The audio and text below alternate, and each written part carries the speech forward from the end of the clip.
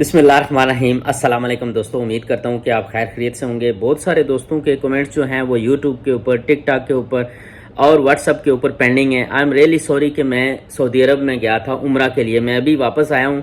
तो जो कमेंट्स हैं वो सेम ही हैं कि जी इम्यून बूस्टर प्लस जो मर्दाना कमज़ोरी की मेडिसिन आपने बताई है वो सऊदी अरब में, दुबई में, गल्फ़ कंट्रीज़ में अवेलेबल नहीं है। या कुछ दोस्तों ने कमेंट्स किया है कि Amazon.com के ऊपर भी अवेलेबल नहीं है। दोस्तों, आप Amazon.com के ऊपर जब आप अपना एड्रेस लिखते हैं अमेरिका का तो वो वहाँ पे अवेलेबल है।